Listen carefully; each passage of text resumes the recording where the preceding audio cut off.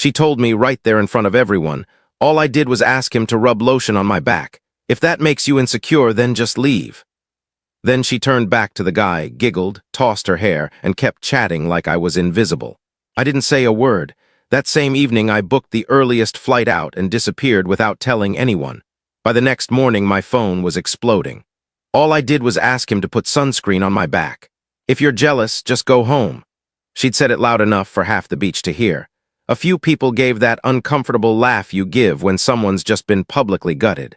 She was beaming at the local tour guide, twirling her sunglasses, acting like her boyfriend wasn't standing 3 feet away holding the exact same bottle. I didn't argue, didn't sigh dramatically, didn't demand respect. I just looked at her for a second, said, "Okay," and walked off. No drama, no pleading, no public showdown. I went straight to the room, packed my things, ordered a ticket for the red-eye, and vanished. She always assumed I was bluffing when I set boundaries. This time I wasn't playing. The next morning my phone lit up like a slot machine. Her name was Myra. We'd been together just shy of 2 years. Myra never entered a space quietly. She wanted every eye on her the moment she arrived.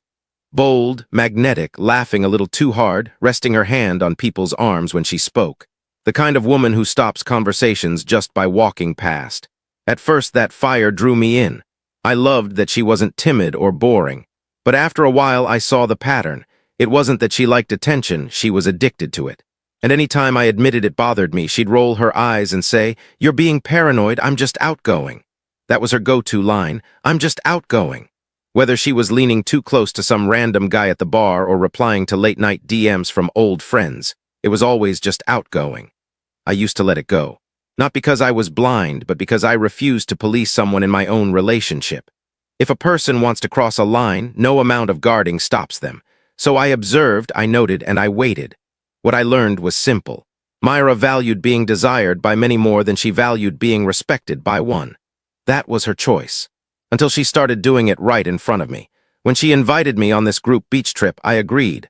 Partly for the vacation, partly to see how she'd behave around people who actually knew me as more than Myra's quiet boyfriend. I wasn't looking for a fight. I was looking for the truth. Her friends were exactly what I expected, loud, always filming, thirsty for likes.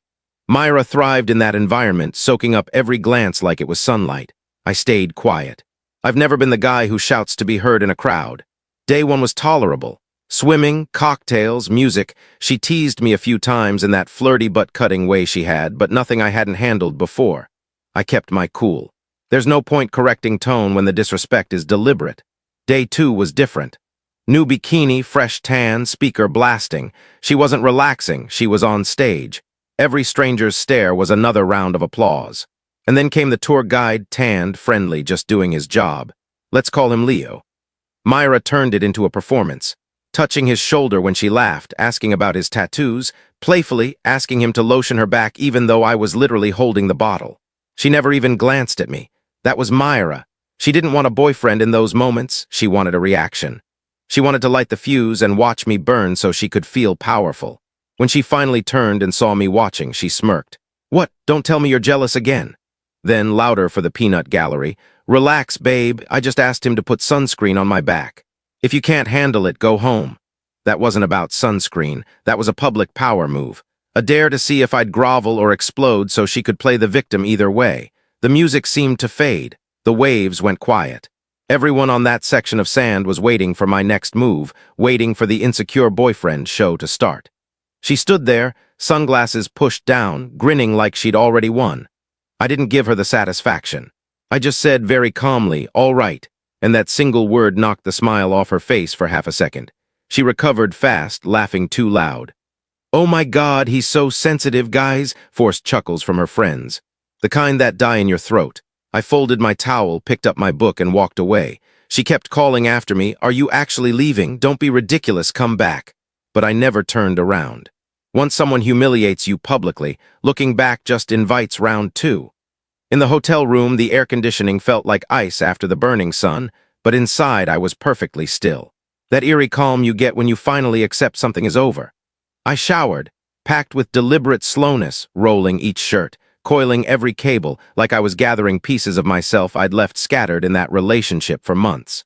By the time the suitcase clicked shut, the beach party sounded a million miles away. She sent one text, You're seriously acting like a baby over a joke? I didn't reply. Another. If you leave over this, we're done for good.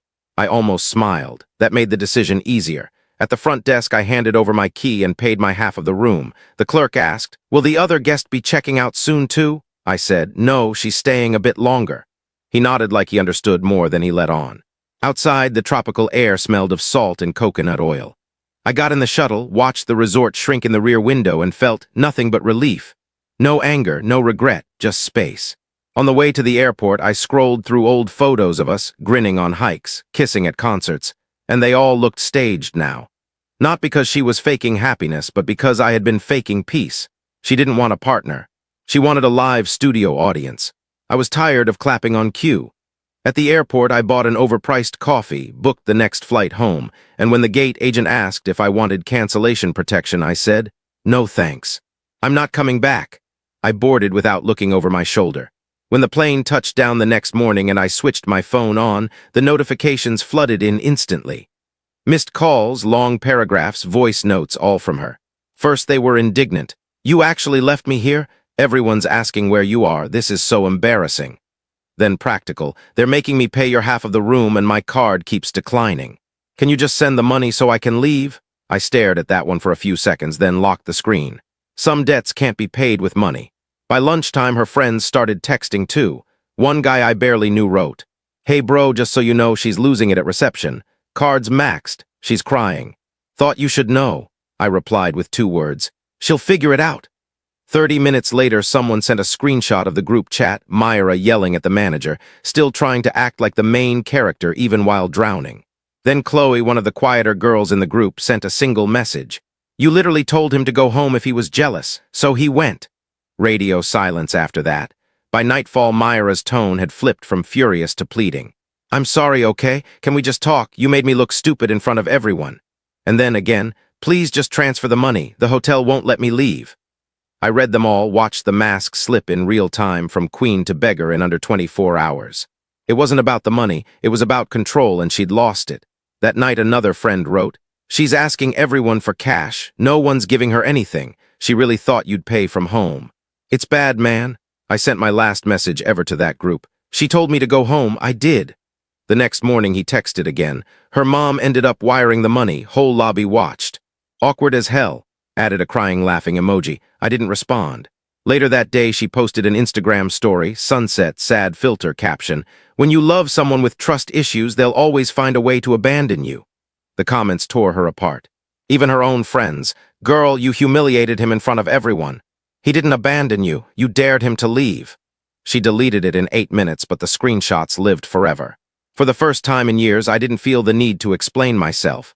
The truth had spoken louder than I ever could. A week later, she called from a new number.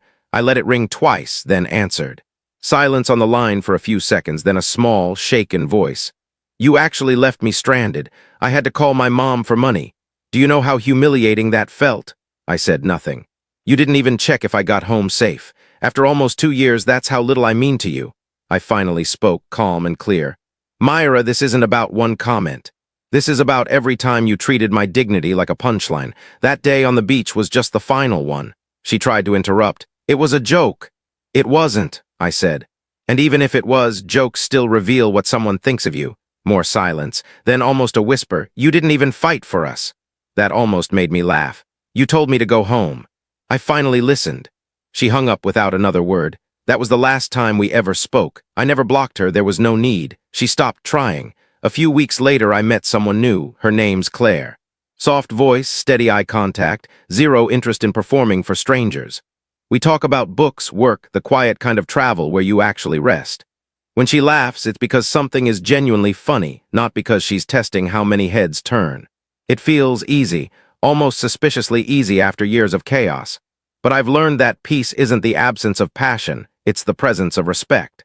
Sometimes calm feels boring only because you're used to storms. A month later, the same friend texted one final update. "Myra's telling people she's grown from the experience now." I replied, "Wish her the best," and muted the thread. I don't hate her. I don't even wish her pain. I'm just grateful I left before I forgot what self-respect felt like.